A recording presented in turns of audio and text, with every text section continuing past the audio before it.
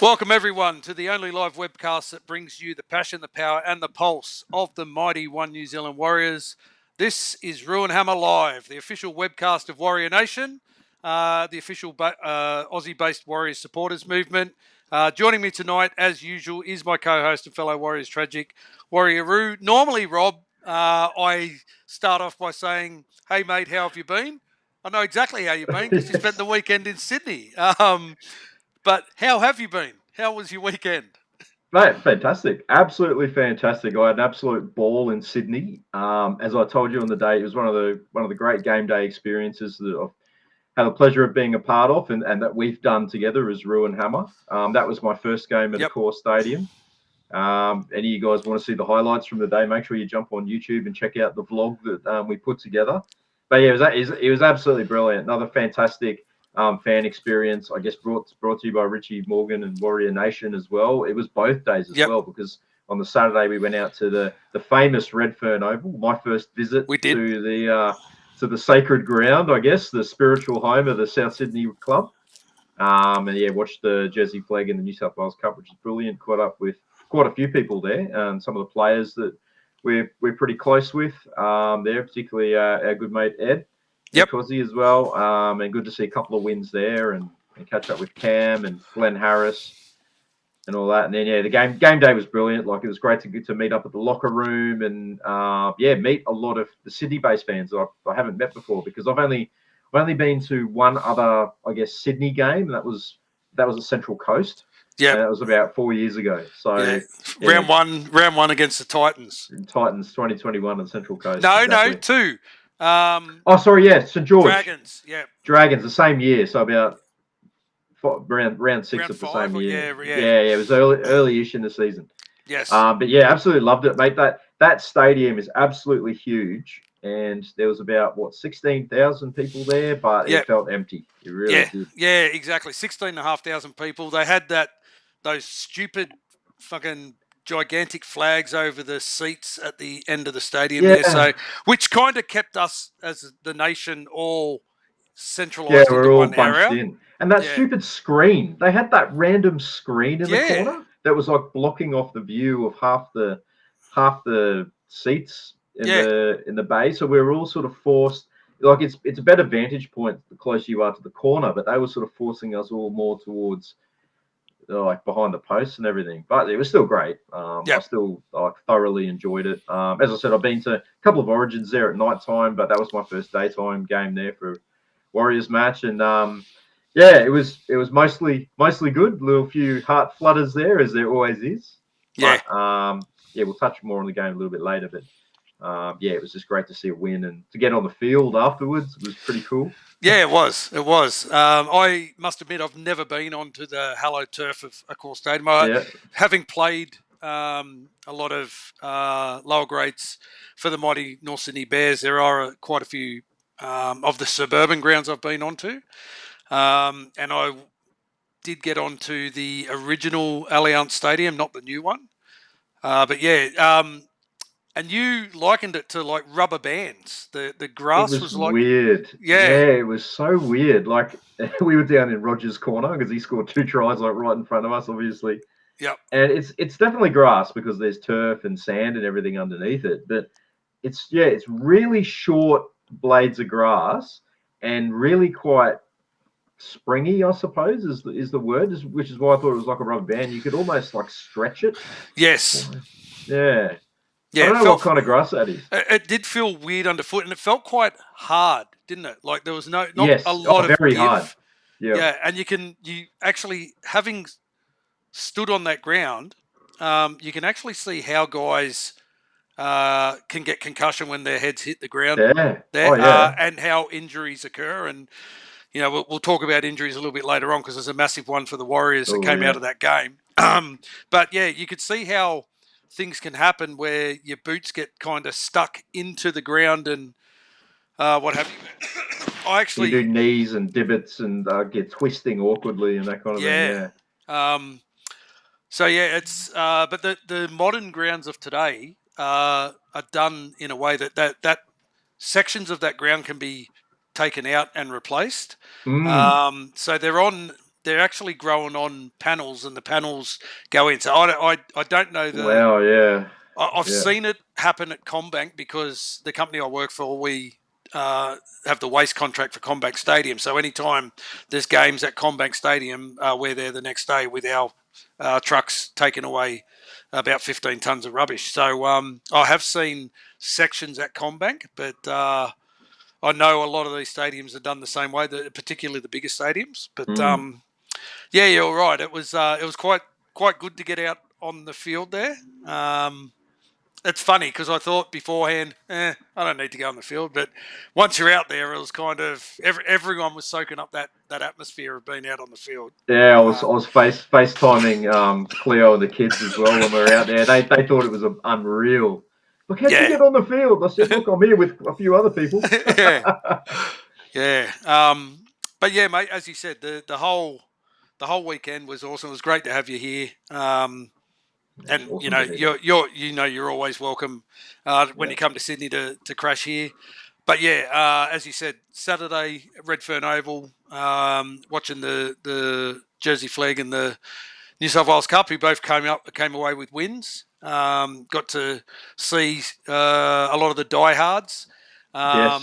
Michael Johannick flew in from New Zealand. Aaron Powell flew in from New Zealand. Brian Kellen come down from the Gold Coast. Yep. And then we had a couple of other diehards. Troy Adamson and Ricky Castle flew down on Sunday for the game, the fly in, fly out. The real Warrior Nation diehards. Yeah, no, always great to catch up with that crew. Yeah. Yes, absolutely. But yeah, mate, the pre-game event organised by Richie Morgan, absolutely wonderful. And we're going to have Richie. Richie's going to actually jump in a little bit later in the show because there is so much happening in Warrior Nation. As I said in the opener, we're now going live on the Warrior Nation Facebook page with the blessing of the Godfather, the Warrior Nation Godfather, Richie Morgan. He's allowed us, Ruin Hammer, to be the official webcast of Warrior Nation. So, and I say it every week, it stands to reason. It's where we met. It's how Ruin Hammer started as a result of Warrior Nation. Yeah, exactly. And we're honoured to be working alongside Richie to help build the awareness of Warrior Nation and bring our unique webcast to everyone that is part of the Warrior Nation. So you can watch us on the Warrior Nation Facebook page. You can jump onto Ruin Hammer's page on Facebook, our Ruin Hammer channel on YouTube. So yeah, but Richie's going to jump in a little bit later on because we have got a lot happening in Warrior Nation. Richie is organising pre-game events for nearly every single game here in Australia until the end of the year. So he's going to come on and talk about that. It's better that information comes direct from him rather than us. So yeah, he will jump in probably about 7:15. I think Richie, you'll I'm be thinking he'll be around about that time. Yeah. And we'll add him in as soon as he's ready. And once Richie jumps in, we'll go back a step and we'll ask him how he felt about the pre-game event that we've just had. But yeah, awesome day. Great, as you said, mate. It was great to connect with so many people.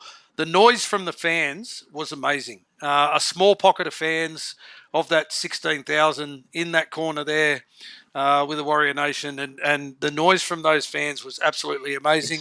It's the trademark now. It is. It's the Australia. It's a Warrior Nation Australia-based fans trademark. It is. It is. Yeah. And you could see, even though the players couldn't hang around because they had scheduled flights that they had to get to, you could see some of those guys like Roger and Dallin, a few of the other boys, Chance. When we all started singing the song, the boys were so appreciative of that. And that's become something that's pretty iconic now too. We're the only club who sings the team song back to the team at the end of a victory. I was listening to a podcast or a webcast the other day where they were asking Dallin about that. And his response was, at first, we were a little bit taken back because, that's our team song. He said, but to hear that being sung back to you after a win, he said, is just mesmerising. So, yeah, congratulations to the fans. I do want to say a shout out. It was absolutely awesome for myself, not only to have you there, mate, but to have my girls, Katana, came along with her partner, Aaron, and Aaron's son and a couple of his mates. And my stepdaughters, Casey and Jess, also came along. It's Casey's first game. Yeah, it was a pleasure to meet them, and we had a great time, didn't we? Yeah, mate, it was really cool experience for everyone involved. We did, and so I was quite happy because Jess does date a Tigers supporter, Brandon. But Jess was wearing a Warriors shirt and Casey was wearing a Warriors jersey. So maybe I'm converting them. We'll have to wait and see. Working your magic in the background there. Yep. Absolutely. I do have to say too, after my and a massive shout out to Michael Johannick who bought those Warrior Nation V cans over from New Zealand. So I managed to score myself a couple of those to put in my collection, which goes with my schooner glasses that I got from Ricky Castle. So we're accumulating all these wonderful Warriors artifacts. So, there she is. Casey's in the chat. She's now a Warriors fan. So that's awesome. There Welcome aboard, Case. Awesome. Welcome. Strap in for the roller coaster, Casey, because she's probably one of the unique fans that's only ever seen us win. So so mate, and that's the other thing. That's the other thing I was going to say. I'm 100% this season so far. So am I. Which is, we've all been to the same games though, haven't we? No, you went to the Dolphins one as well. That's right. I've been to one more. You've been to one more. Yeah. But it's very rare that I have a winning record supporting the Warriors here in Australia. So, absolutely. It's been awesome. Great to see so many people in the chat. Anthony Peake, in the chat. Kyle Fenton. I saw Robbie Reyes was in the chat as well. And, of course, Malcolm Earnshaw as well. Yep. Wonderful Gold Patreon. Welcome, everyone. Thanks for joining in. Absolutely. Mate, should we have a bit of a discussion about the game? 36-30 victory to the Warriors. Ruin Hammer, you lads like to see a home game in New Zealand this year. Not this year, mate. Unfortunately, not this year, but we're looking at next year. Something next year. But we'll definitely let all you guys know in advance when we'll be crossing the ditch. Unless anyone wants to buy us tickets and get us some accommodation. or do a GoFundMe or something. and when I say buy us tickets, I mean buy us plane tickets. Because we're both very tight on funds this year. But the plan is to get back there next year. But yeah, mate, Warriors 36 over the Rabbits 30. It was a good win. Because we jumped out to a commanding lead after half time. I think we led 30-12. 30-12 with about 25 to go. Yeah. And then Latrell put on a bit of a show, as only Latrell can, and made a bit of a contest of it. But then the other side of that too is a couple of missed goals there. I think there was 3 missed goals from Luke Metcalf, which adds 6 points onto our total. So it could have been a 42-30 win and a comfortable 12-point win. But what did you take away from that game, mate? What did you think? Yeah, it was I'm not going to say game of two halves because it wasn't really a game of two halves. We got out to a good start. They got a couple of tries, one of them an intercept, but then I think we kept our cool and we clawed our way back to that 14-12 halftime lead. Yep. Should have been a bit more as you touched on, Luke Metcalf only kicking at 64% and missing a shot directly next to the post was could have been extremely costly. But so we got back to 14-12 and then we came out of the blocks fast in that second half. And we raced out to 30 points to 12. We scored some great tries, which was very refreshing, as opposed to the game against the Raiders where we just really struggled to threaten the defense at all. So to score 36 points was fantastic. That was a great positive. But I remember saying to you said to me when it got to 30 points to 12, you go, is that enough points? And I looked at how much time was left. And you said no. I said no. because there is a guy called Latrell Mitchell in that team, and Yep. on his day, he is one of the most damaging players and one of those guys that can literally pick up his team and drag them into the contest off his own back, and that's Yes. exactly what he did. Yep. He laid on 2 tries. He kicked a 40-20. Was it 40-20 or just Chance? I think it was a Chance tried to save it and put his foot in the tuck. So correct, that's what it was. Ended up being their feed, and then like the momentum just completely switched, as we know it can with someone like that. It was all purely off the back of like Latrell magic. Yep. And I think what we did well is we stayed in the contest. We hung on and we rode the wave like we've been doing all season. Yep. Even when it got back to 30 points to 24, and you're thinking, oh, here we go again. We sort of hung tough, and we came up with a crucial try, the Rogers' second try, and also I know we sort of bagged Metcalf about his kicking, but that was a crucial shot at goal from the sideline to put us up by 12. Yep. But then again, I think areas that we're still struggling is we're still making mistakes after points.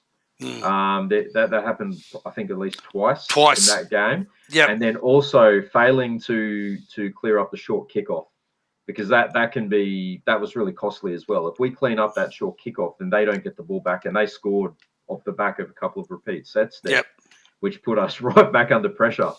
But as we've done all season, when the game has gotten tight, and when the momentum is completely switched and the other team's surging, we're able to just hang in there.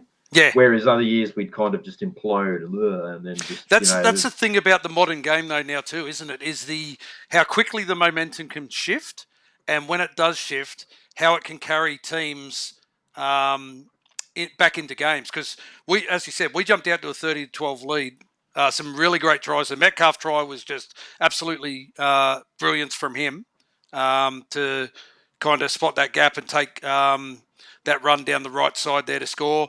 The Leka Halasima try was just Dimitri Vaimunga, keeping that ball alive. Got it to Egan. Egan gets it to Dimitri. To Leka. He kind of starts heading right and then cuts back left into the open field and scores next to the post. Rogers' first try, some great ball movement, and then all of a sudden the momentum shifted. We kind of knew it would, and especially because you had a multi and you needed Latrell to score, and we're sitting there going, I'm like, from the Warriors' point of view, I hope he doesn't score, because that means that something's going to happen. And I was sitting there when it was 30-24, and then Roger scored, and I'm like, okay, Latrell can score now, because I need him. He was the last one that I needed in my multi. So thank you, Latrell. It was a nice little multi. A couple of hundred got up. Couple of things, mate. The injury to Barney, that's a massive blow. Massive blow for him personally. He's been playing out of his skin and earned his Origin selection, starting front row and not coming off the bench. Confirmed as a season-ending ACL injury. We'll talk about that a little bit later on and the ramifications that may have moving forward. And then Rocco Berry saying that he picked up an hamstring injury. Hasn't been named for this week. It can't be too serious, because they said he's likely to return next week. Yeah. Well, we got to buy anyway. Yes. So, poor kid, he just can't take a break. Yeah. Head busted open as well. Had a bunch of. How about his try?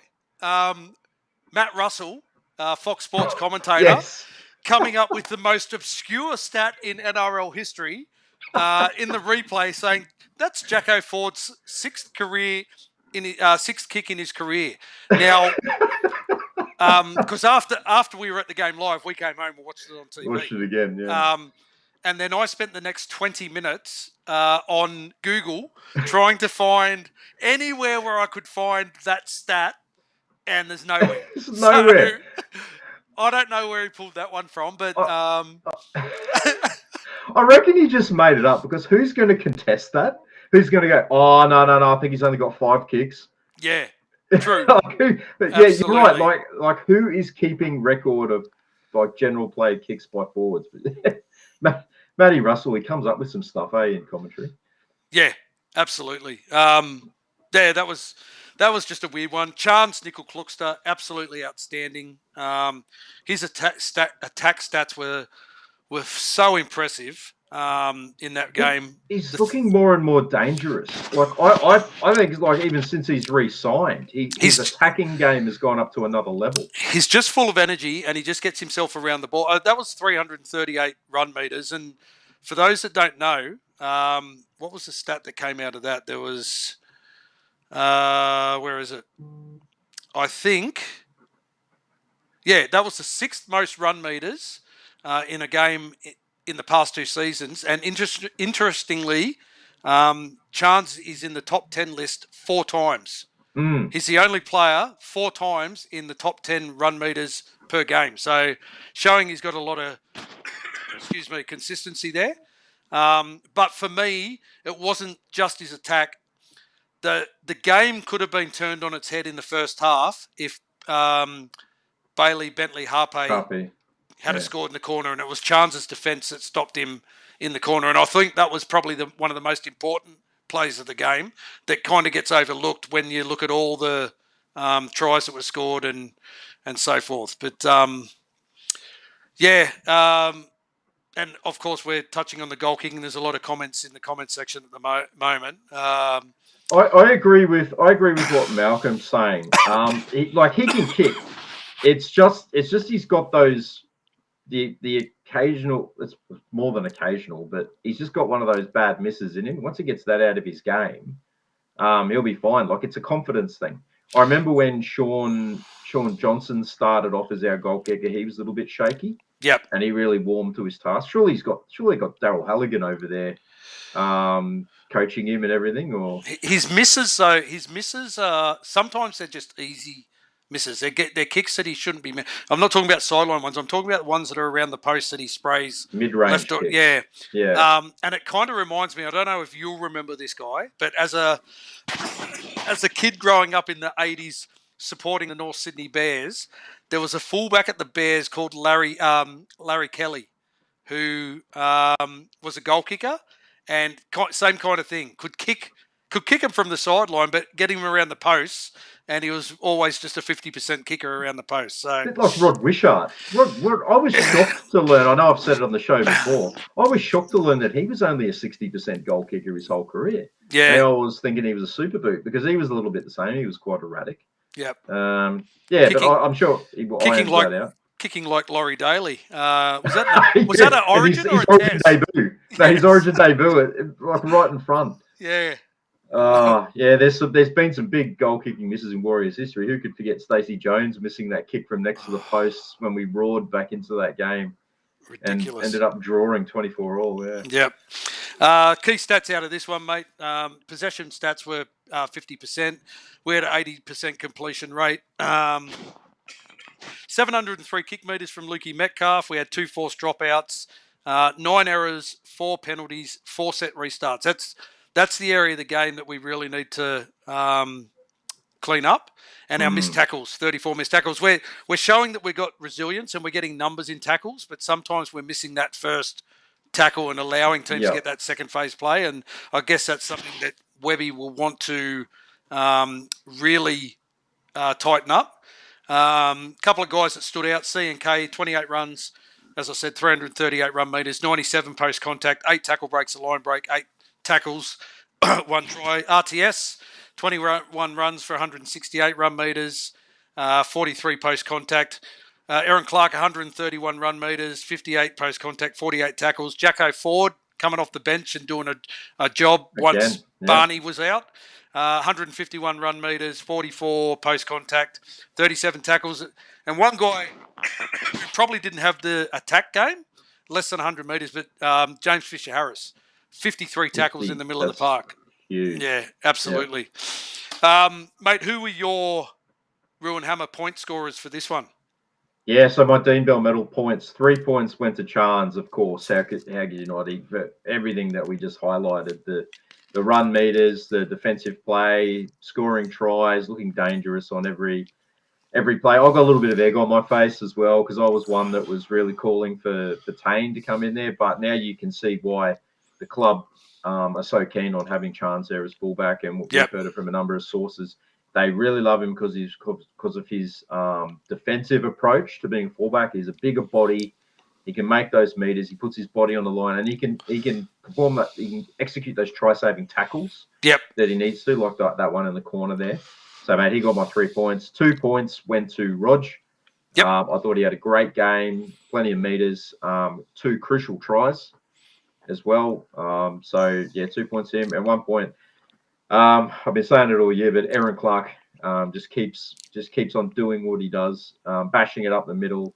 Those post-contact meters, he makes fantastic. The only downside is I thought he played the ball too quickly when we had about 10 seconds to go. Yes. I'm like, come on, slow it down a bit. Yeah, absolutely. But mate, he's been absolutely unreal. And we say it every week, but it's career best form for him, and so glad that he's doing it in the Warriors jersey. Absolutely, mate. I went similar. I went CNK 3 points. You couldn't go past CNK. That was just an outstanding game that he had. One of the best games I've seen him play. Definitely his best game this year. I gave 2 points to Jacko Ford. I just thought Jacko Ford coming off the bench, filling in for Barney, doing that role. He's kind of found a home now in the front row, and his work rate is up there. And he's kind of got those mistakes out of his game too. Yes, the handling, the heart attack hands. Yep. And then 1 point I gave to Roger. I thought that was one of Roger's best games. Found a lot of space out on the wing. Did a lot of hard carries, bringing the ball back.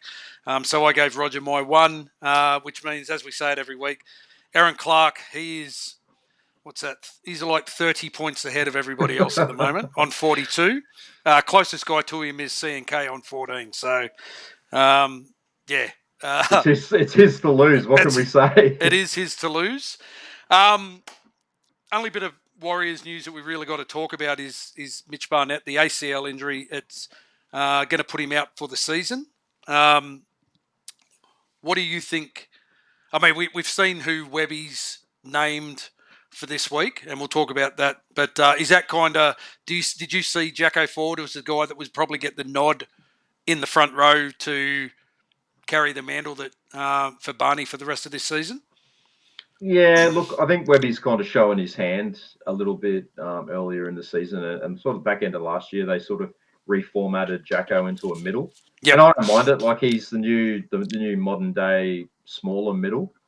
But he gets through the work. He can play 80 minutes. You look at his stats from the last few weeks. He makes a lot of post contact meters. He's almost taken his game up to another level. Again, and the work rate is outstanding. He makes like so many tackles.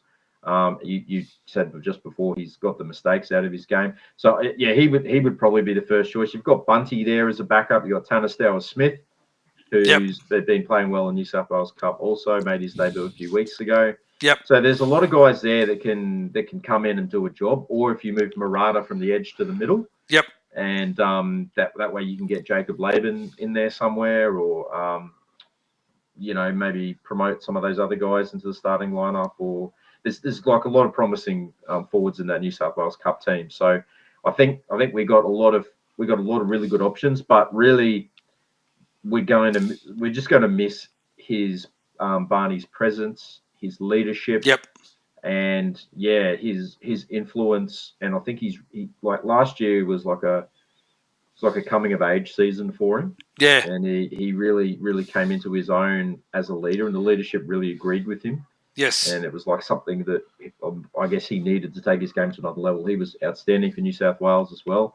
So as a Queenslander, I'm not that disappointed that New South Wales are going to be weakened, but obviously from a Warriors point of view, totally gutted. And then let's just hope that the boys can just rally around it. And like, he'll still be there. He'll still be a voice at training and in the sheds and everything. So his presence will still be felt. But absolutely gutted for him, and it'll be a huge loss. Absolutely huge loss.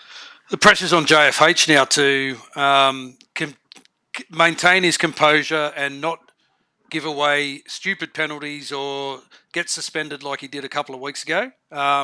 Him being available week in, week out and putting his best foot forward is what's going to be important for the team now. So, and he's going to be captaining the side on his own. I mean, I know our leadership group, guys like Capewell, Rog, around him helping. We've got the experience there still, at least. Yeah, guys absolutely. have played more than 100 first-grade games. Yeah. Yeah, but I'm happy to see Jacko get this opportunity. And I think some of those young guys, as you mentioned, Tanner Stower-Smith has come back onto the bench this week, named in the 17. He's a great prospect. Yeah, Bunty, I don't know. Bunty's a whole lot of energy, but doesn't really bend the line back anymore. Don't get me wrong, I love Bunty. He's been a great servant, but it just gets to a point where maybe reserve grade is kind of where he's at the moment. Yeah, I don't know about Laban being a bench front row. I think they're more looking at a guy like Vaimunga, who's a bit of a bigger body. Yes. Laban's, sorry, I'm just responding to Malcolm's comment here. Laban's more of a slimmer build. And it's funny, isn't it? Because he got his opportunity first last year ahead of Vaimunga, ahead of Halasima, but those two guys seem to have jumped him now with their progression. But that's great. It's that's what you want to see. You want to see competition for spots. Speaking of which, we went and watched the Cup team play on the weekend. That was a 24-6 victory over South Sydney at Redfern Oval. They're still top of the comp. I think they've only lost the one game. I think they're 3 points clear at the top, or might be 5 points clear at the top. So that goes to show that the depth that we have is pretty impressive. I counted on the weekend. Watching that game on the weekend, I counted. We had 12 guys in that New South Wales Cup team that have first grade experience. Compared to South Sydney that had 4. So yes, yep. And that's where we're at. One of those guys playing New South Wales Cup with first grade experience hasn't had that experience at the Warriors, and that's Morgan Harper, and I'm quite happy for that to continue. Tanner Boyd, on the other hand, had a great game. Tanner Boyd and Sam Healy absolutely and Tane. Those 3 guys absolutely carved up. It was noticeable. They were like a league above the opposition. They were. Yeah, absolutely. And we also watched the Flegg get a late try. It was a pretty close game. 26-all. And then the Warriors get a try right at the death. And Jet Cleary slotting it from the sideline for a 30-26 win. Watching the New South Wales Cup, he was sitting kind of near us in the grandstand. He's got some growing to do, hasn't he? He's not the biggest guy in the world. He's a confident fella. If you can hear the banter and everything coming out of his mouth, he's not short on confidence, that kid. But he needs to fill in a bit, because he was there with his shirt off, and there's not a lot to him, but you can see that the potential is there just watching him play, and there's a fair bit of his older brother there. So not that we like to make that comparison straight off the bat and put pressure on him, but the similarities are there. Absolutely, absolutely. Mate, should we just quickly go through the NRL round 13 recap? Let's run through it. Yep. Okay, Thursday night. Queensland 18 over New South Wales 14 in the women's third Origin game. Queensland getting a win. New South Wales wrapping up the series.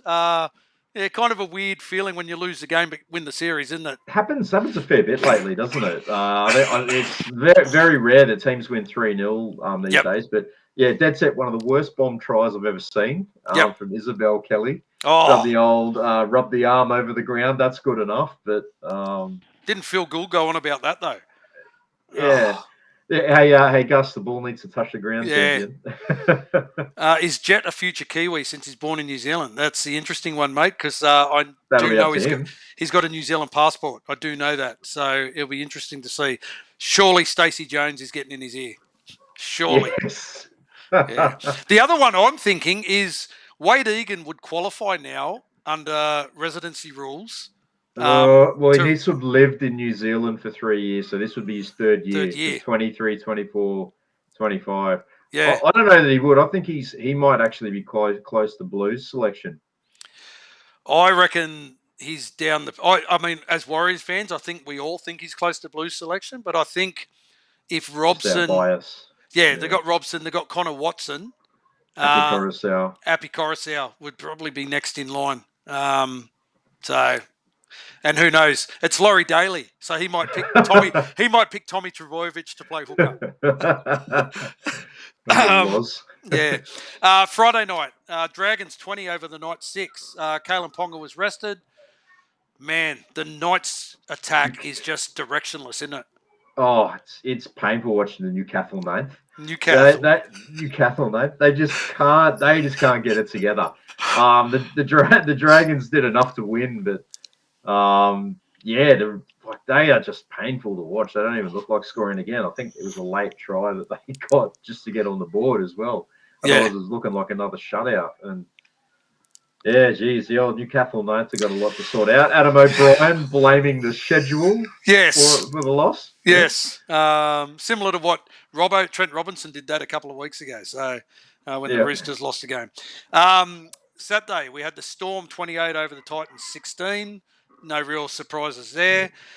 Cowboys 32 over the Tigers 28. The Cowboys led 32-6, I think. Yeah. And the Cowboys nearly ran them down. The Tigers, the fast finishing Tigers. Yes. Yeah. A couple of bad kicks away from winning that game. The Tigers, they roared back into that. They were looking really weary. I think a few of those Origin guys in the Cowboys side had pretty heavy feet after that, so they were lucky to get away with it. But Sea Eagles 34 over the Broncos 6. We're going to talk about the Broncos a bit later on. They're just woeful. They're dreadful. And then because we were at the game on Sunday, the 36-30 victory by the Warriors, we really didn't get a chance to watch the other two games. But from all reports, Panthers 18, Eels 10 was an outstanding game of footy. Both teams put in efforts not indicative of where they're sitting on the ladder. Yeah, Battle of the West. And then the Roosters Raiders, a 26-24 victory. Great game of footy. Absolutely. Gee, the Raiders are a good team to watch. Yeah, they are. They're a really good combination of grit and flair. They're a real tough team. We found that out last weekend before, and they got guys that can turn it on, like KO Weeks, Excitement Machine, and that Tamale. Tamale on the wing. Tamale. Yep. Yeah, when he's not manna waving the crowd about 100 times at Mount Smart Stadium, he's beating 100 tackles. They had a young kid. They had a young kid make his debut at halfback because Jamal Fogarty was a late exclusion, and that kid was outstanding. Great game. Ethan Strange. Yep. Like a really, really good young core there. The people are talking about the Bulldogs in a premiership window.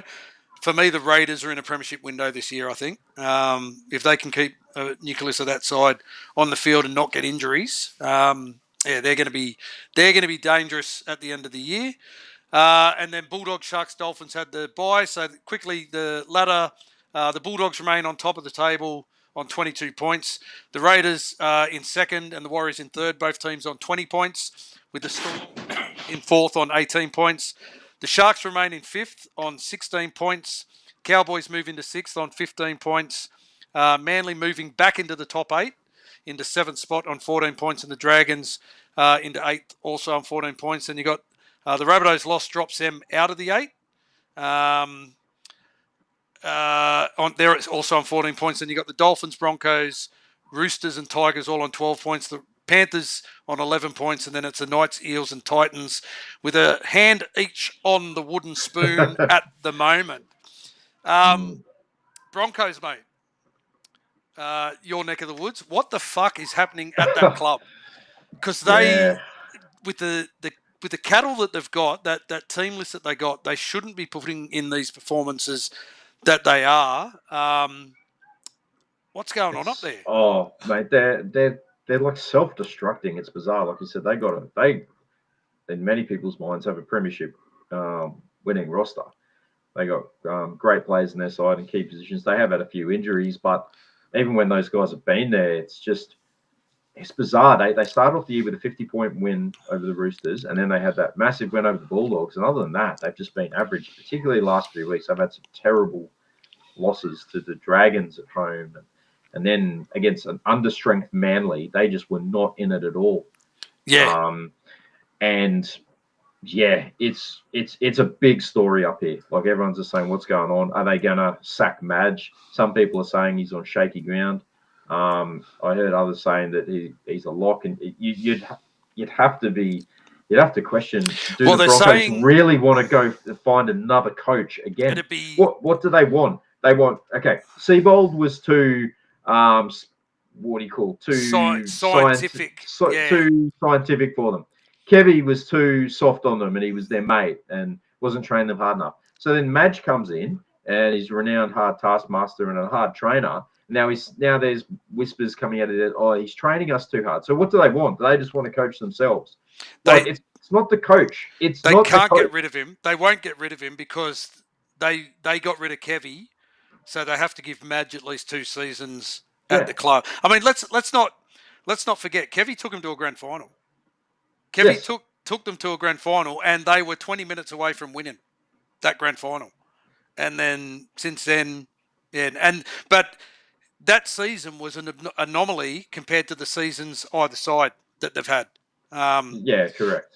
But they haven't had Ben Hunt the last couple of weeks. They haven't had Reece Walsh with injuries. Walsh is back this week, so it's going to be interesting to see. Your mate Ezra Mam, is he the dumbest bloke in the NRL? It certainly seems like it. There was the guy just needs to stop talking because he did an appalling sort of tone deaf interview at the start of the year when he started playing for South Logan, where they were asking him questions and he was just smirking the whole time. Yeah, like it's like it just seems like the guy just doesn't get it, just doesn't understand, and he never will if he's going to get a slap across the wrist for the stuff for what he did. We all know what happened. We all know what went on. But he came out today and said, "Oh, people are booing me because I stood up for myself against Spencer Leniu with that whole racism saga from Las Vegas the previous season." I said, "Mate, no, it's not that. No. It's not that, champion. It's got nothing to do with that." And then like Reece Walsh getting all upset, so they got to stop booing him. And then Ezra Mam come out, take it up with the judicial system. They've already cleared me, and all this kind of stuff. Is like, mate, you just need to read the room, and you just need to shut up. Yeah, shut the fuck up. Honestly, you are making the whole situation with your team that is going terrible, by the way, even worse.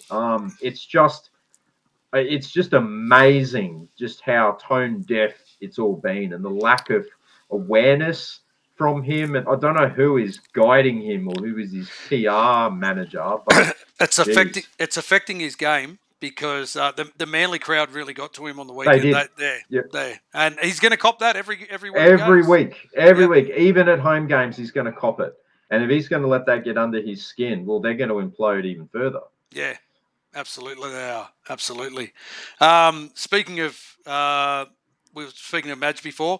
Some other coaches under a little bit of pressure at the moment, namely Des Hasler, Adam O'Brien. I know you've said in the past that the Knights won't get rid of Adam O'Brien before the season's out because they're going to have to pay him out about $900,000. Hasler's the other guy. He's got a clause in his contract where they can terminate him. Because it's a top 8 clause that he has in that contract at the Titans, and then now there's talk that that Brad Arthur is in the window after missing out on the Perth Bears. He's in the window to take on the Titans coaching job. Could you see the Titans getting rid of Desi? Yeah, yes, I can. I think there is something that's going to happen there. Apparently, he needs to be in the top 8 by a certain point of the season, is it? Or by the end of the season? He was supposed to be there. Round 12. So effectively, they can fire him at any moment. At any moment. I think if they go up to Brisbane and get spanked by the Broncos, I think that could be all she wrote for Desi, and they may look at parachuting Brad Arthur in there. I think the only thing that may save him at this point in time in the season is the uncertainty about Payne Haas re-signing with the Broncos, because there is a story that's come out that Payne Haas wants to play with his brother Cleese. Now, whether that means Cleese, who's also off contract, goes to the Broncos or whether Payne is looking to get out of the Broncos, because there's a lot of talk about Payne Haas not being happy there. Signed on with his last contract because he wants to win a premiership. I can't see him winning a premiership at the Gold Coast, but with all the problems that he has with his family, his parents are incarcerated, he's the looking after all his brothers and sisters. The only team, you couldn't see him leaving Queensland. So the only teams that are in the window to probably pick up Payne Haas would be, if he's not at the Broncos, would be the Dolphins and Titans. And you'd think the Dolphins are closer to a premiership than the Titans. Yeah, you'd have to think so. And look, interestingly enough, the Broncos have a middle forward position available after the sacking of Martin Taupu for liking a post. So be careful, guys. Careful what you're liking on social media. Absolutely. All but a foregone conclusion. Mal Meninga's probably going to get that Perth Bears job. We had a little bit of chat last week about the fact that he won't be the Australian coach. So the new front runner for that job is Brad Fittler. What are your thoughts on that one? Yeah, well, look, I don't mind it. Like he's got coaching pedigree. He did quite well with the New South Wales team in the first half of his stint. Yep. So I think he'd be a good option. The other guy interesting to hear was Cam Smith. I think he would also be really good for one of those short-term camps. Yep. Real footy head, and look, I don't mind it. The bigger question is, how's Big Mel going to go over at the Bears? I love listening to his insights on Fox. Oh, fuck. Him and Kevin Walters just have the same question in front of them as each other, but they keep asking the same questions to the players. There's no variety. It's like they've got no idea about rugby league. So I know we're going to have Richie joining us very soon, aren't we, mate? So I believe so. So we better get into the. I'll just quickly get through two last things that I want to chat about. Lachlan Galvin, is that saga done and dusted now? No. Okay. It's only just getting started, I think. It all depends on how he plays at the Bulldogs. If he goes out there and kills it, a lot of pressure on him, because if this upsets their apple cart and they start losing some games, the Bulldogs fans are going to turn on him pretty quickly. And the other one I saw was Joey Manu at the Roosters, mate. What did you make of that one? Yeah. We should sign that guy, I think. I know. Look, I think the Roosters have got. As soon as they have an opening, they'll be bringing him back. As we discussed, like the NZ Rugby Union, he'd only be going there to try and make the All Blacks squad. There's not. You're doing it more for the prestige. So apparently he was there because he's in Australia at the moment, because his stint with Japanese rugby is finished and he's just about to head to France for a stint in French rugby.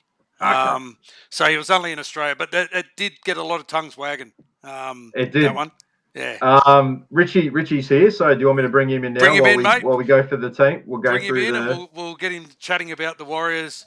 Hey, big unit, how are you? Good evening, sir. He's not even paying attention. He's not. You're in. Here. You're in. Oh, hello. You can't hear us? I cannot hear you. No. We can hear you. We can hear you. Can you hear us? Yeah. Beautiful. Yep. How are you, brother? Perfect. How was that? So was I on camera there going live, going like this? Yes. Only for about 10 seconds or so. I was texting you saying, "Hey boys, I can't hear you. Is that normal? Can you?" No, it's not. It's definitely not. Or is it? There's technical difficulties, but mate, there. We're just about to get into the Warriors round 14 game this week, but before we do, we've already briefly spoken about at the beginning of the show. Your thoughts on the pre-game meet-up that we had last week for the Rabbitohs game? What did you think?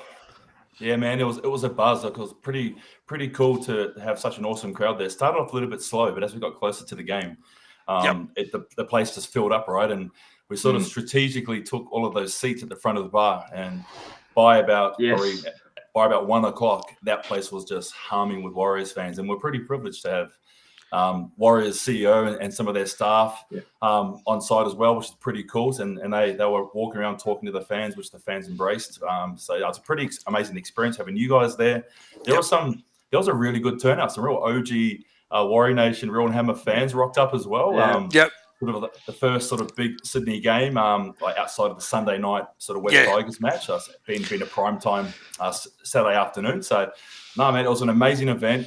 And culminating with an awesome little making a bit of noise out the front, getting people together, the Warrior Nation, the One New Zealand Warriors social media team, filming everyone and getting involved and having a big group photo and doing the chants.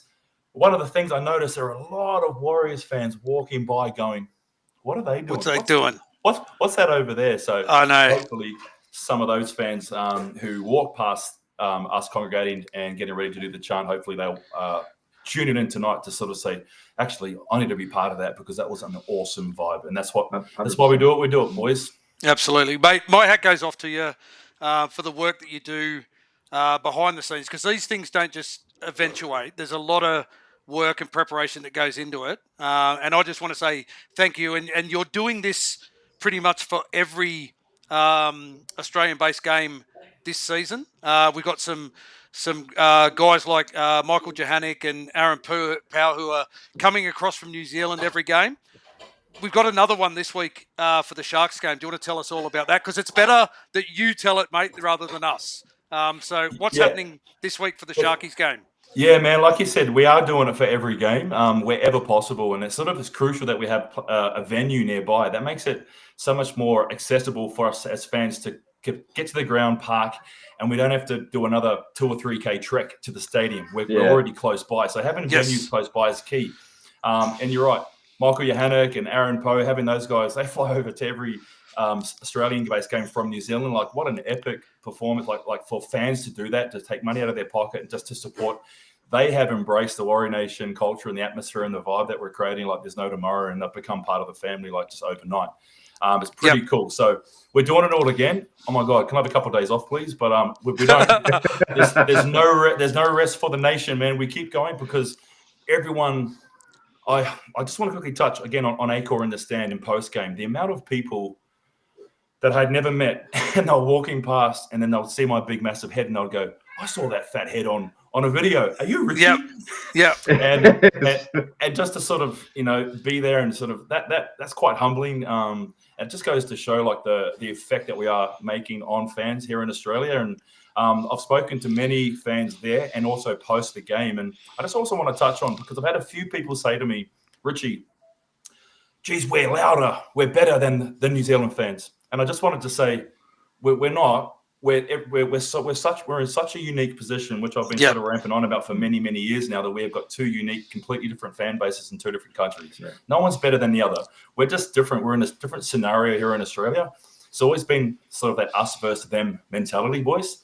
We've had to fire up against the Aussies, so to speak. Yep. It's not that we're better. We're just in a different environment. We are all the same, and we're all diehard Warriors supporters for our One New Zealand Warriors. We're also passionate, and we love our team. So I just wanted to touch on that, because I saw a few posts, and I just wanted to say, no, we're not better. We're in this together. We're on the same page.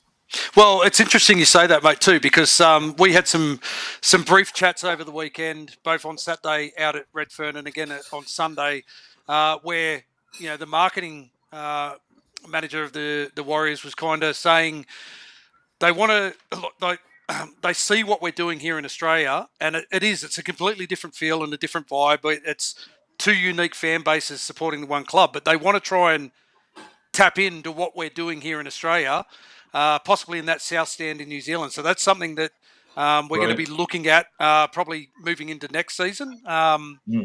Once we have a few chats with them. But it's great to see them getting on board as well. It's something that we've been trying to do for so long. But, yeah, it's great to see they're starting to... It's amazing to hear that, because, like, people... I heard a couple of people say, oh, my God, like, what you guys do in that stand? Mate, the stand's only sort of a small part of it. It's part two of what we do. Yep. We start with the connection and the engagement of our fans at the pre-game. The pre-games are the crucial part. It's getting people to a pre-game, to a game at a pub, at our venue. I'm in that stand with 200, 300 people and I pretty much know all the faces because Yes. we've met them. They've been at that event, at that game, at this pre-game, at that post-game.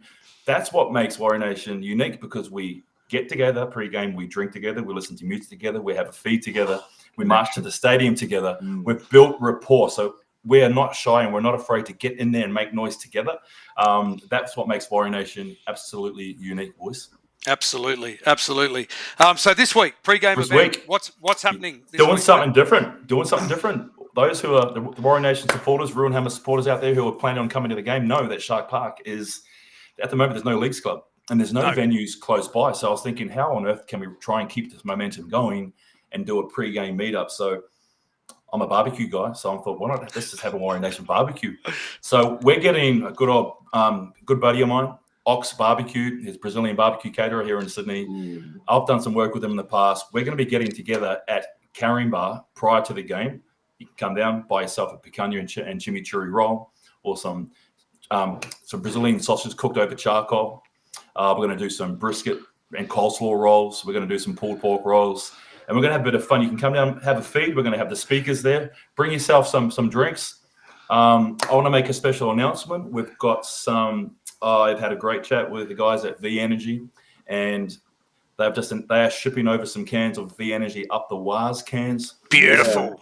This is an absolute first time I'm speaking about this. So, guys, if you want to get your hands on some up the Waz V Energy cans, the only place you're going to get those is at the Sharks pre-game barbecue. We'll be there for an hour and a half from 3 p.m. The address is 34 Endeavour Road, Carimbar. Yep. It's an industrial area where you can park the car, and it's a 10-minute walk straight along the waterfront to the stadium. So we'll leave there at around 4:30. We'll be there at the stadium. Plenty of time for you to get into the stadium, get your drinks, get your spot, and start cheering on the Mighty Warriors, boys. Absolutely, and I'm sure Richie will post a post on the Warrior Nation events page, which will have a map and a designated spot of where this is going to be. Richie, a nice question here for Malcolm Earnshaw. I know you talk to a lot of other NRL clubs in regards to the ticketing. Why can't we get 20-metre line bays instead of behind the posts? Is there a reason for this? Yeah, simple reason that we're the away team and the home team own all the rights to the tickets. Yep. It's a matter of us. And I have started communications, Malcolm. I started that. I'm not sure if you saw with the Dragons game.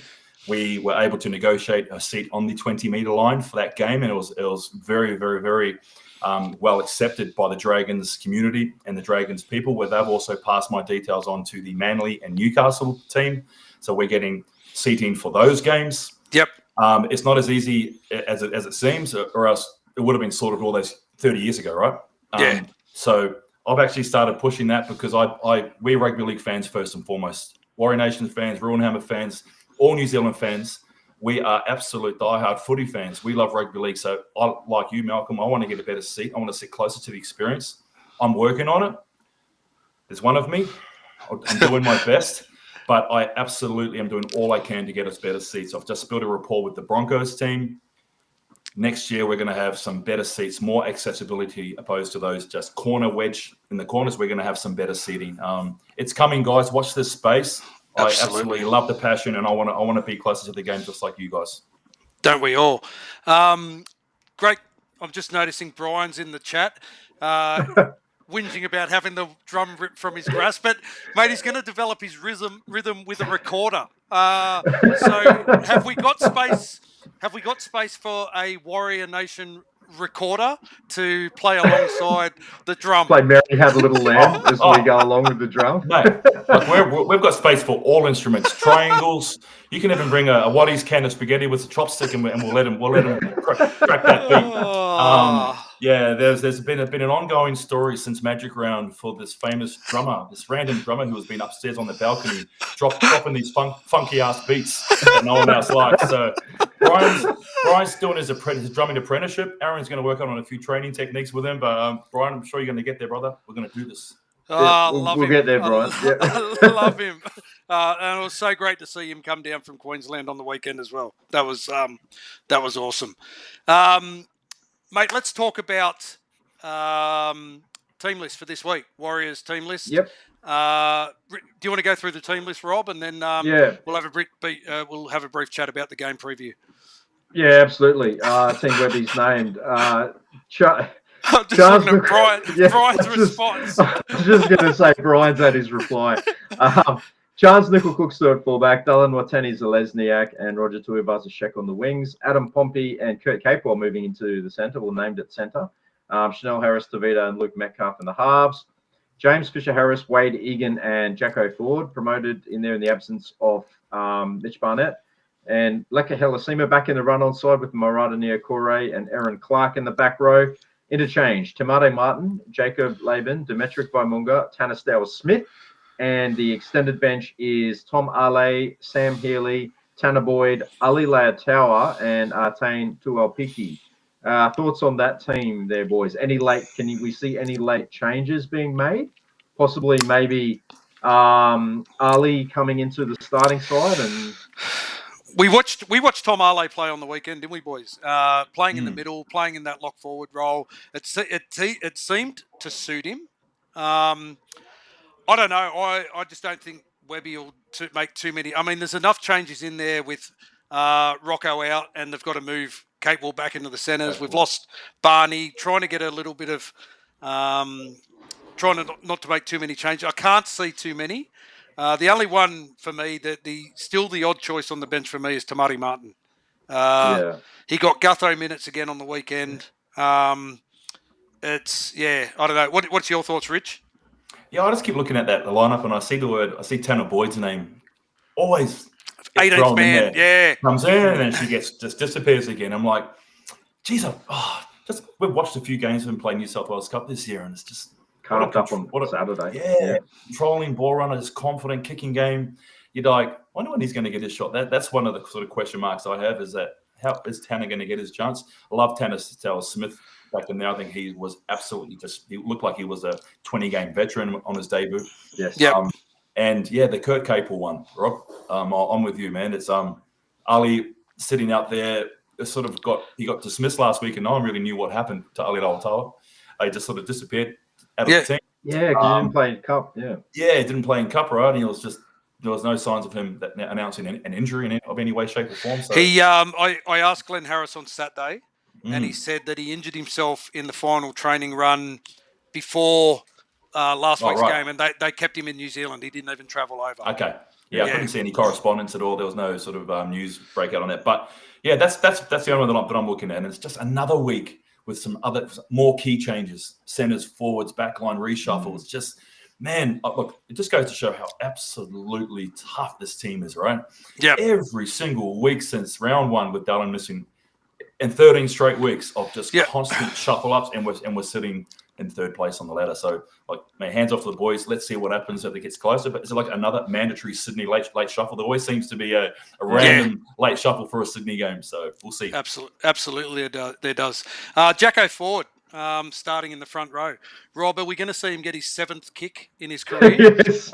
we all know he did his 6th last week. Matty Russell will be loving it if he's in commentary again. It's an extra string to his bow. Anthony Peake was saying before that he was chatting to his folks in Vegas and saying that he's quite a skillful player growing up. So maybe he's just a bit of a natural kicker of the ball. Front row. He could have been one of those kids. He could have been one of those kids that played in the halves or something and had a growth spurt and he was just too big to play halfback, so he became an edge back rower. The dangers for us this week in that Sharks lineup. They've got 2 guys playing on an edge. One, Teague Wilton's back from injury. Britton Nakora always plays well on that edge.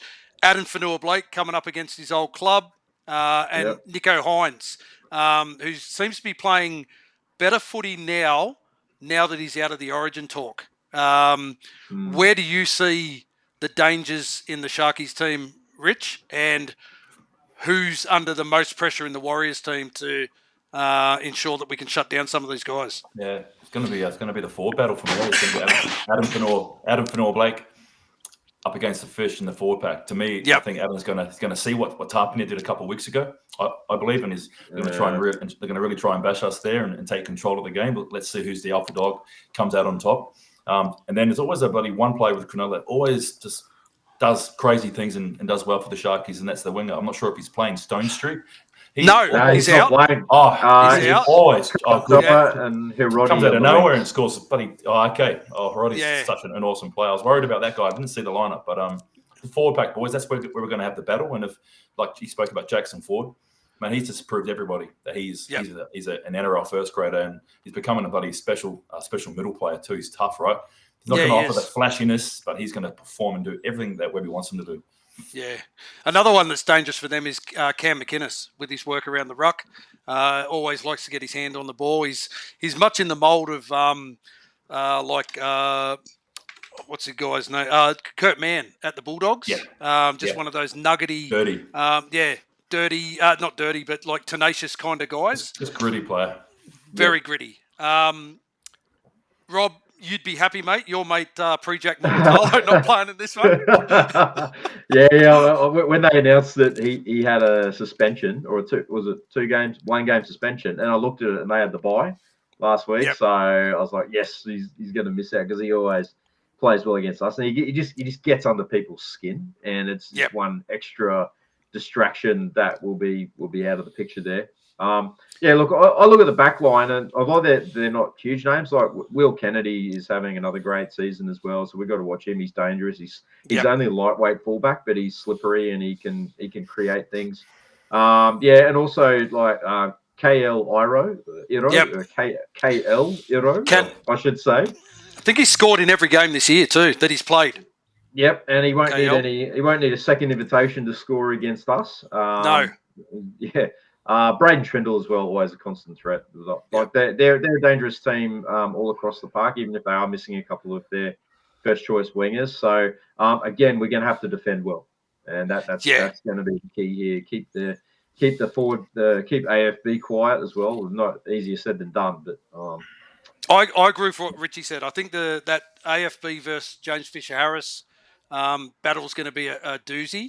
Fisher-Harris is going to want to get over the top of AFB because even now there's still talk that maybe Fisher-Harris hasn't lived up to the meters that AFB used to get for us, and that second phase play and the post-contact meters. So this will be that effort that he's got to put in to get over probably one of the three premier props in the game in Fanua Blake. Yep. And the other one's Metcalf. Metcalf up against Nico Hines. That's going to be a great battle. Two guys got a good bit of speed. As I said, Nico's starting to find some form. Luke Metcalf's really playing with a lot of confidence at the moment. The only thing I hope he's practiced his goal kicking this week. That's all I hope. Yeah. I hope he's practiced his Well, his look, goal the last two times we've played at Shark Park or whatever the stadium is called these days, we've had two amazing wins. In fact, two of possibly the greatest wins in Warriors history. The SJ's last game end of last year, and then before that was that amazing game on the Sunday afternoon where we came back from 20s. And SJ kicked the penalty right at the end to win it. So pouring down rain at the end. Exactly. Yeah. That late penalty. So I'm thinking that this game is going to be similar in terms of how close it's going to be. I can see this being close, fairly high scoring game. But I think another close game, guys. Yeah, close game. It's been doing it all year.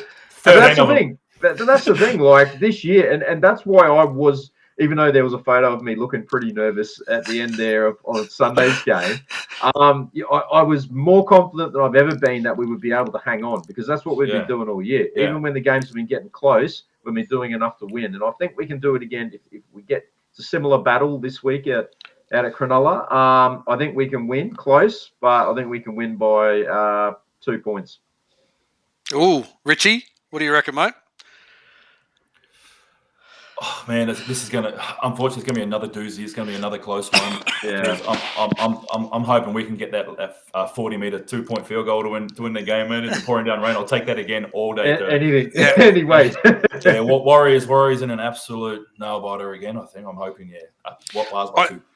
I think I really think this is our most important game of the season, and I say that because we've played two other top 8 teams, genuine top 8 teams in the Melbourne and the Raiders, and we've lost all 3 of those games. This is another team that's going to be a genuine top 8 team. It's going to be important that we win this, because we don't want to be similar to Cronulla a couple of years ago where they sneak into the 8, but they hadn't beaten the top 8 side.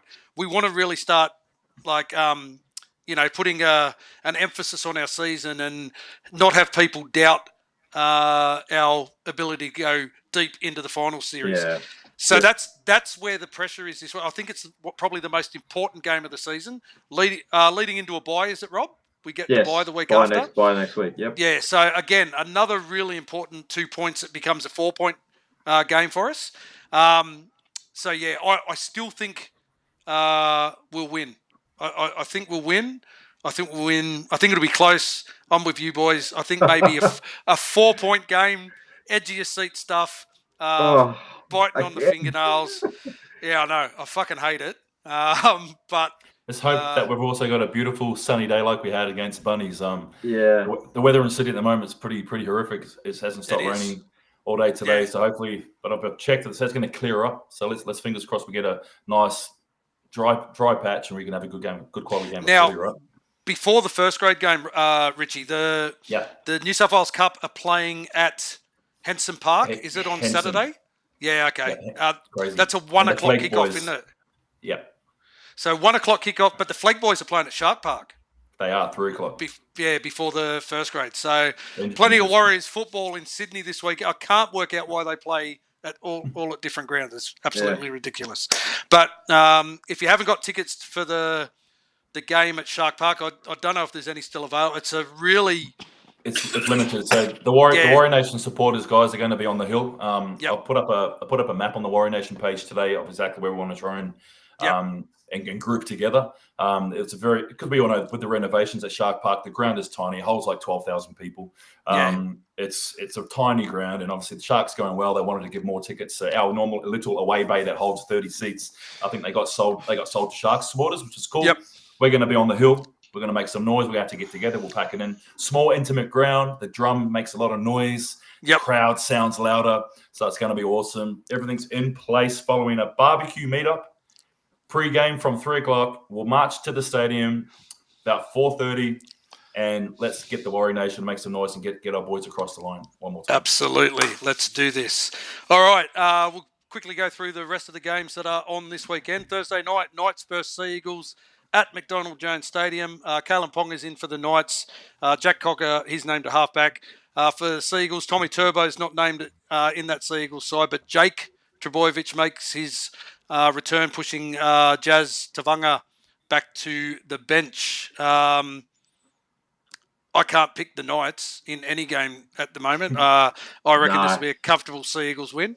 Yeah, Newcastle Knights can't score points, so I think the Eagles will get the job done. Yeah, so I'm thinking the same thing. Manly should win, so I'll probably take Newcastle because my teams are absolutely pathetic. Whatever I say, it's going to be the opposite, guys. So I'm sorry, Manly fans, but you're Manly by 12. Newcastle, mate. Yeah. Sorry. Friday night, Storm versus Cowboys at Amy Park. Xavier Coates and Harry Grant return for the Storm. No changes for the Cowboys. Cowboys are travelling nicely, but I just think the Storm will win this one. So I'm picking the Storm, boys. Storm will be way too good, I think, at home. Yeah. Rich? Yep. Melbourne Storm. Okay. Second game on Friday night, Dolphins versus Dragons at Suncorp Stadium. No surprise selections there for the Dolphins. Jaden Sewer is sidelined for the Dragons with injury. Luciano Leilua named to start.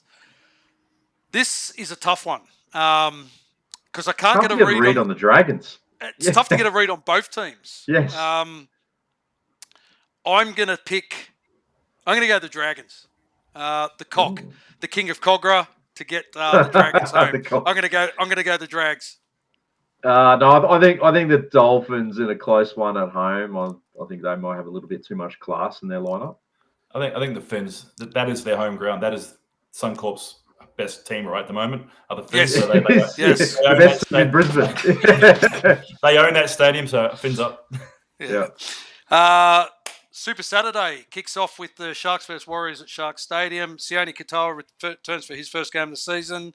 Harodi also named on the wing for Mulatalo, serving his suspension. Teague Wilton back after shoulder surgery for the Warriors. Kate Will named in the centres. Rocco Berry out injured again, unfortunately. And Jacko Ford to start in the front row for the injured Mitch Barnett. We've all picked a convincing 1, 2, or 4 point Warriors win. The Battle of Brisbane, if they can, or Big Brother versus Southeast Little Queensland. Brother, or Southeast Queensland. For me, it's a ball fest. It's another game at Suncorp Stadium. Broncos versus Titans. For the Broncos, Adam Reynolds to play his 300th. Reece Walsh returns from injury. For the Titans, Alan Fitzgibbon comes onto the wing for the injured JJ Fafita. AJ Brinson named as 18th man. Apparently the Titans he got knocked out in training before the game and was rested for HIA last week. He didn't play. So the Titans are looking for a special dispensation from the NRL to allow him to play and not have to sit the 11-day mandatory stand-down policy because it wasn't done in the game. So look for him to be a late inclusion. I'm going to pick the Bronx. Yeah. I'm going to pick because it's Adam Reynolds' 300th game and Reece Walsh is back. Yeah, look, I think the Broncos, I think this is where their season might turn. I think they'll go out there. They're wearing that special black jersey as well, that one that was well publicised for nice. The mental health, Black Dog. Yeah. So, yeah. Yes, mental health. Black Dog Institute. Yeah.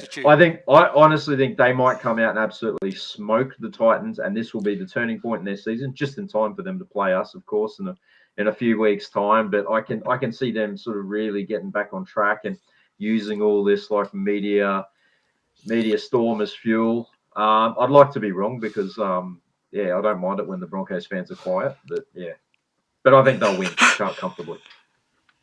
Yeah, totally agree, man. I totally agree. Rich? Adam Reynolds, Reece Walsh is back. Is going to add a bit of spark, bit of speed, bit of unpredictability.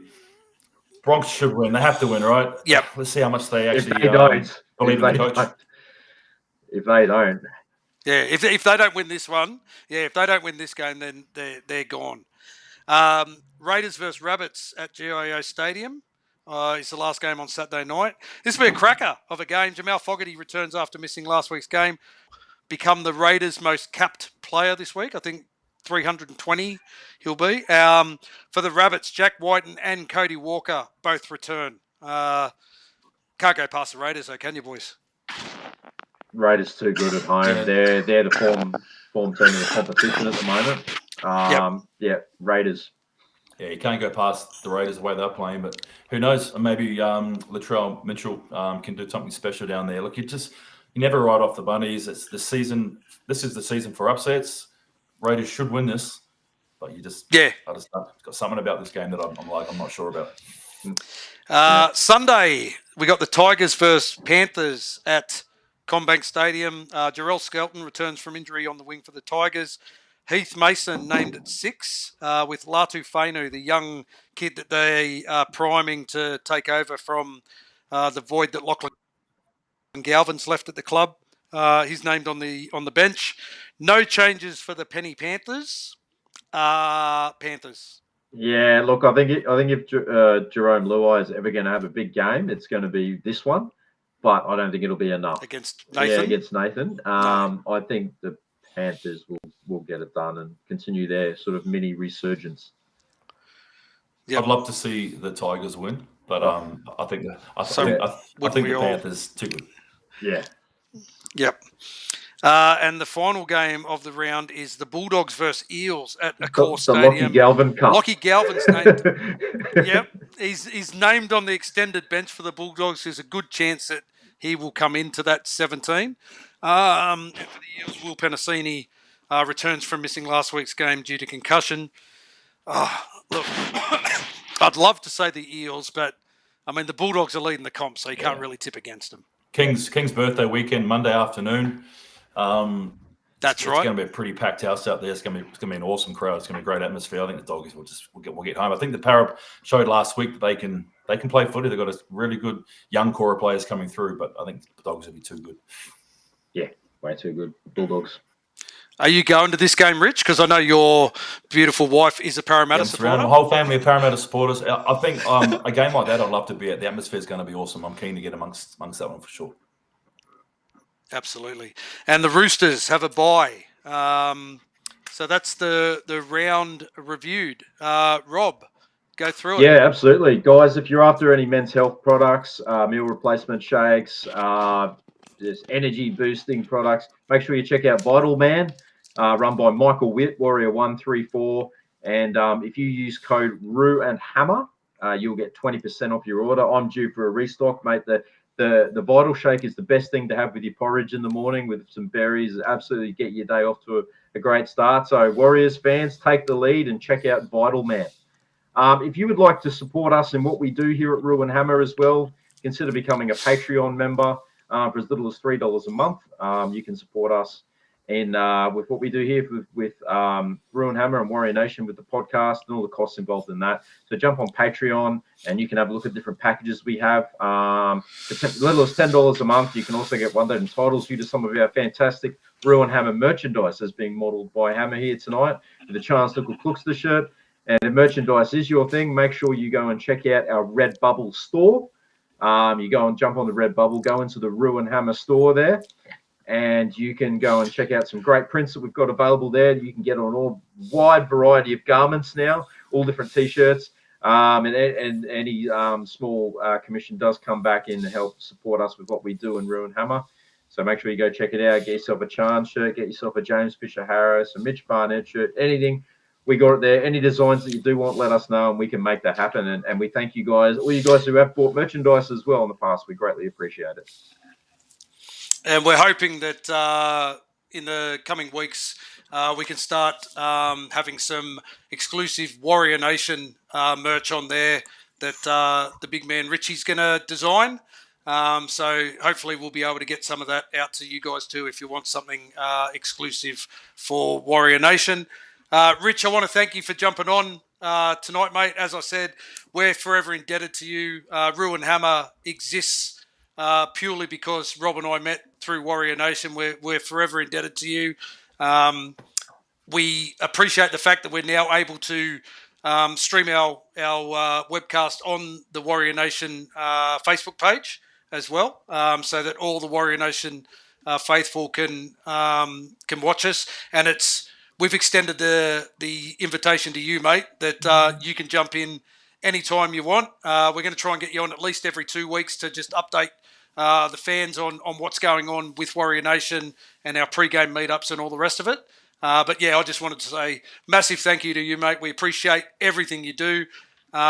Before you go, if you want to just remind everyone what's happening this weekend and where they can be. Thanks, Hammer, man. And we appreciate it. I love being on the show. Thank you so much for the opportunity. So, guys, Warrior Nation, 34 Endeavour Road, Caringbah. It's an industrial area where you can park your car. There's a heap of street parking. We'll meet up there. We'll have a barbecue. We've got the speakers playing. We'll have some sounds. Don't forget, it's the only place to get the V Energy up the Waz cans. They're going to have a few dozen there. So come along. I'm not going to bring them to the game. They're going to be available there. And then we'll walk down to the stadium along the waterfront, have a bit of fun, have a chat, get to know each other, the people that are new to Warrior Nation, and we'll go to the stadium and have some fun. So come along, guys. Don't be shy. You might meet a new friend for life. I know I have met plenty of new friends for life being a part of the Warrior Nation, so get amongst it. Thanks, guys. Yep. Absolutely. No worries. Thanks, mate. Thanks, Richie, for being on again tonight. Thanks, Rob, for being here as always, mate. Another great show. Thank you, everyone who continues to support Warrior Nation, who continues to support Ru and Hammer. We greatly appreciate it. Hope everyone has a safe week. If you get into the game, make sure you get out there and cheer loud and support the boys up the Waz. Take care, everyone. See you all next week.